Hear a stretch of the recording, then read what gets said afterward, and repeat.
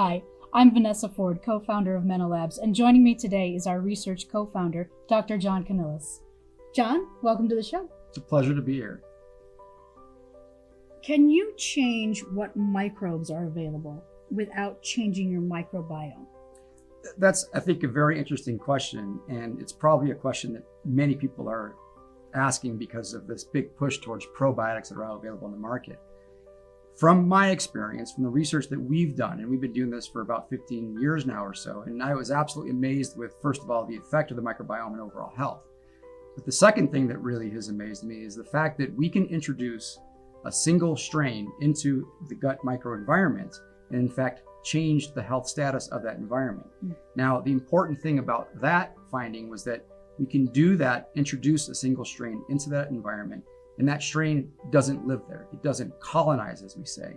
It disrupts it in a way which actually improves health. So it changes the interaction that occurs among the microbes that are there, but it leaves. So within its transit through the GI tract, it's gone.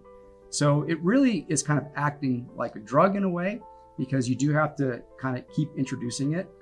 There is some sustainability of that. In other words, if you do introduce this into the environment, it may take a short period of time for it to actually have its effect, because you're impacting the communication among millions of different species that are there.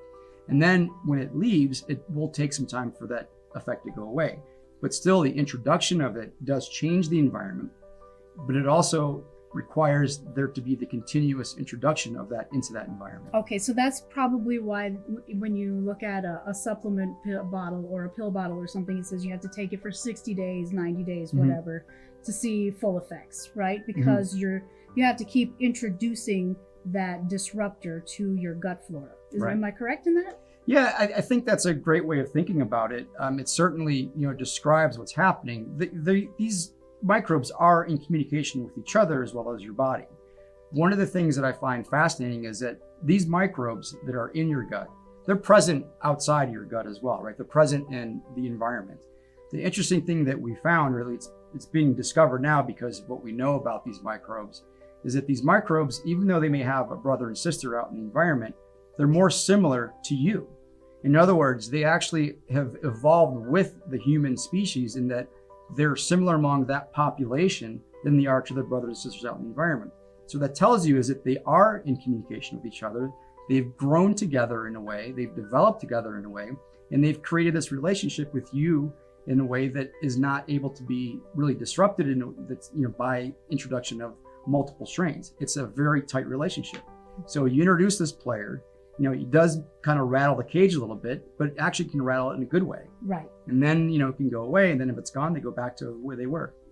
If you're taking something that disrupts your microbiome and your gut in a good way, and you then don't take it, the effects go away. But can you build up a tolerance over time? Is that how that works? Well, so let's look at the immune system, for example. The immune system is very responsive, but it's also very adaptive, right? So it'll change. When you, for example, get an immune booster, right? You're actually recreating the environment to help, build that immune response. It's very similar to that in your gut as well. You actually do take time to develop sort of the response, that occurs with that disruption. And so thereby it's going to, of course, take time for that to go away. So whether you build a tolerance to it or not, I think is really not necessarily appropriate, but it's that you do build essentially the environment that is set, in a way that can be sustained if you continue doing what you're doing. For more support from the Menolabs community, download the Menolife app, follow us on Facebook and Instagram, or visit our website. All the links are in the description below.